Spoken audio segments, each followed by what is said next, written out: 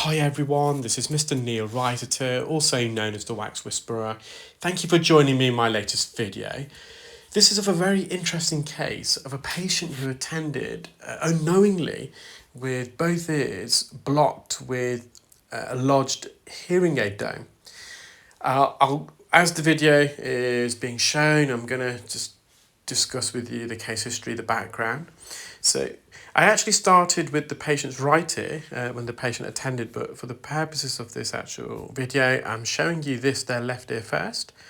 And the patient has what we call a power dome lodged in her ear.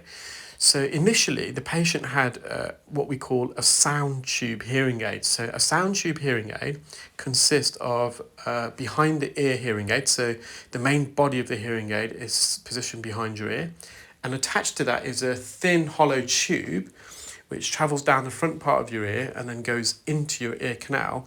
And attached to the end of that thin hollow tube is a dome of a various shape and size or configuration. So this patient has got what we call a power dome. It's a dome that's designed to create a complete seal in the ear. And what's happened is this dome has detached itself from the hearing aid and remained lodged in the ear. But what's very, very confusing is that this patient, because she was struggling with these domes, she went back to the NHS and asked whether she could go back to the more traditional type of hearing aids, which is where you have an earpiece, a mould that's designed for your ear. So an impression is taken of your ear, and then from that a mould is made, and the mould is attached to the hearing aid via a thick tube. So this patient's been wearing this more traditional type of hearing aid with the mould fixture for the best part of 6 months now, which I was struggling to get my head around, because in order for her audiologist to make this hearing aid, they would need to take an impression of the ear. And if you take an impression of the ear, surely you're going to see this dome. And that's why I can't fathom, because the patient said that since she's had the new hearing aids with the moles, she's not worn the old ones. In fact, she doesn't own the old ones anymore, because that's returned to the NHS.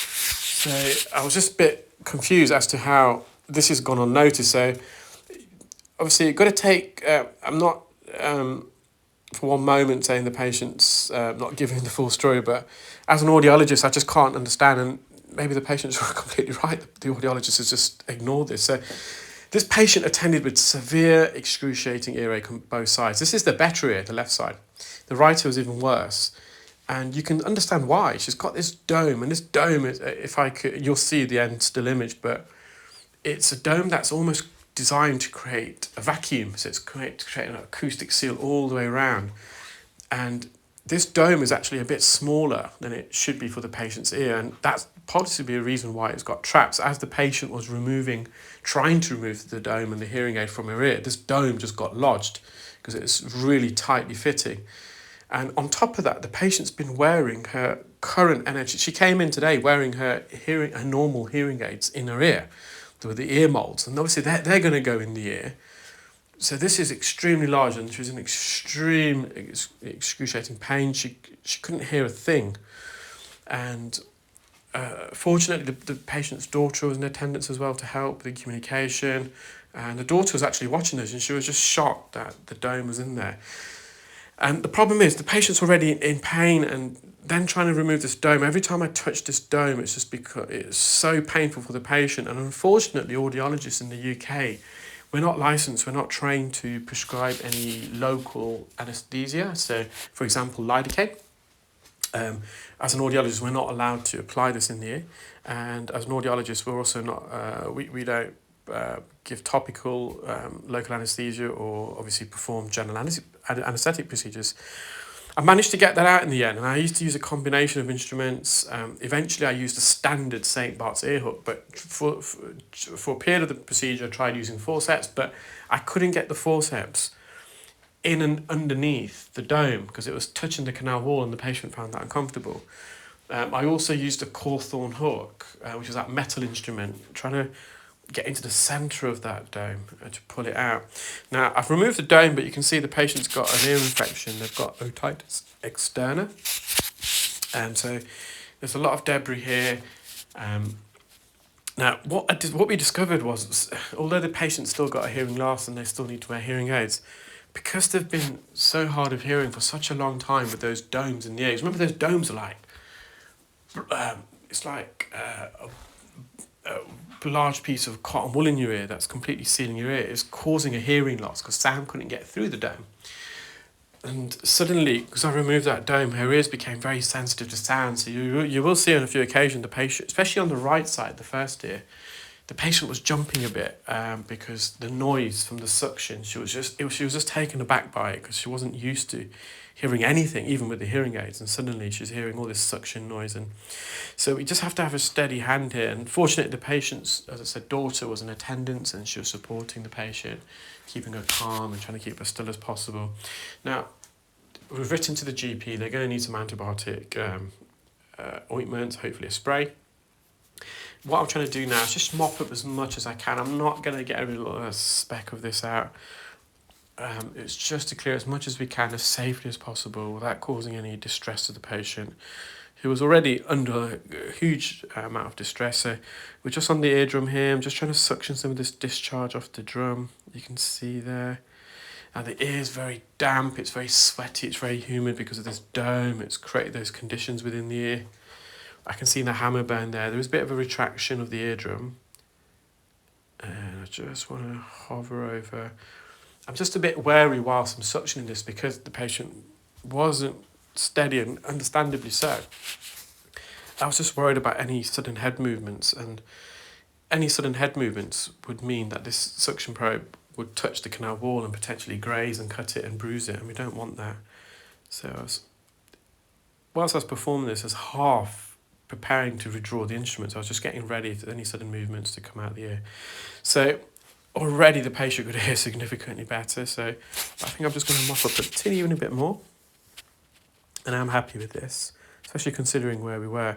Now, there was a phase during the first ear, which you're going to see in a moment, where I advised the patient and their daughter that they might just be better, and I was going to refund them so they can put the money towards seeing a private ENT, because it was just so painful, the right side. Even just you'll see in a moment when I was making just the minimal amount of contact, that it was so painful for her. I said at least an ENT would be able to inject some topical local anaesthesia, and in the worst case scenario, we have to do it general, but we did manage somehow to remove it. So this is the right ear. This was the one that was really uncomfortable for the patient. And this dome, for me, appeared to be in the ear a lot longer because it was more, or maybe the ear was just more naturally waxy. That's probably the reason why. But this dome has discolored a lot more than the left ear.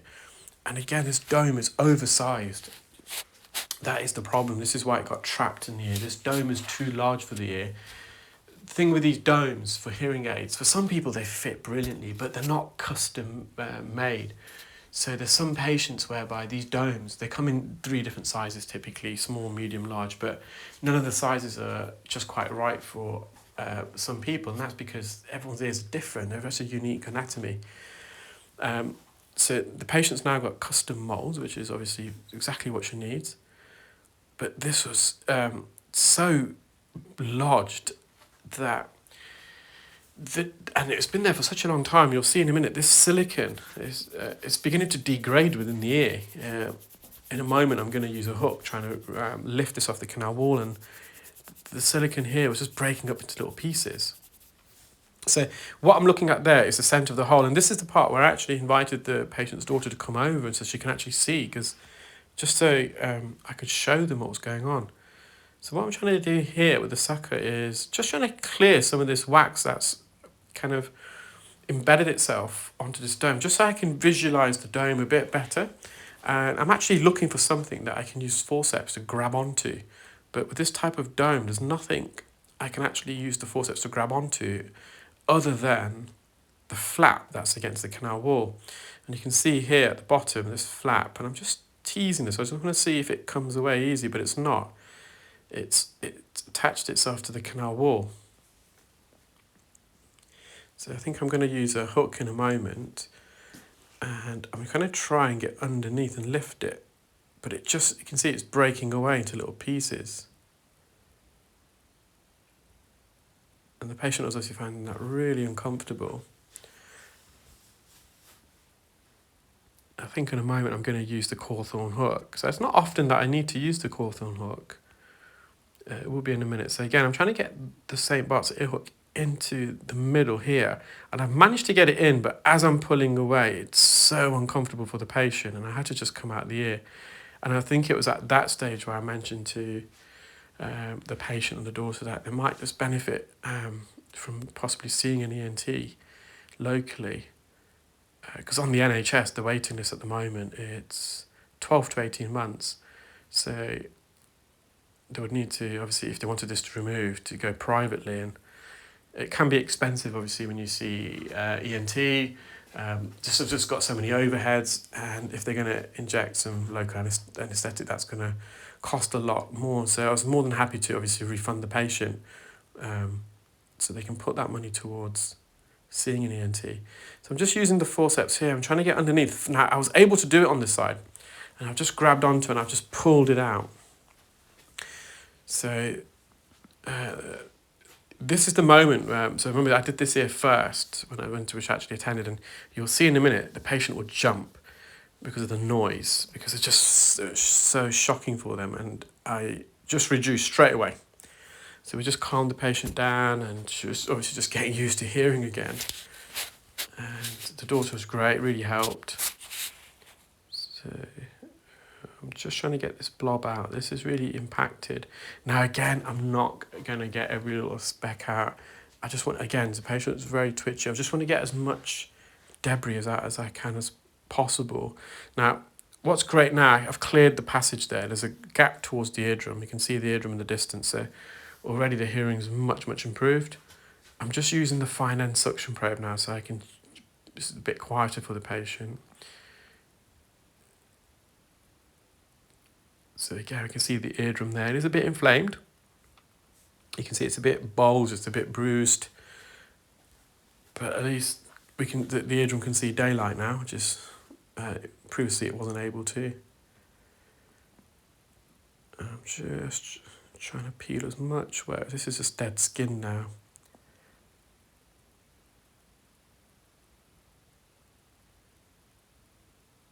It was clarineting a bit, and it was getting at moments a bit loud for the patient, so we just had to be careful. So you can see this here, although it's not infected like the other side, there was no discharge, it's just a bit more tender, it's a bit more inflamed, it's a bit more angry.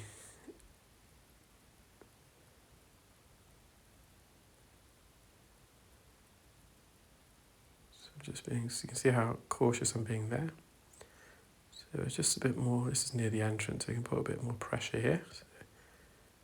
And you can see to the right, this is where it's really painful for the patient. And actually, in a moment, there's going to be some flesh that I suctioned out. So there's some, that dome had caused so much trauma and compression that is actually exposing the bone of the ear canal, and the skin that was normally lines the ear canal was dead. It was ruptured. It was like an ulcer there, and some flesh came away.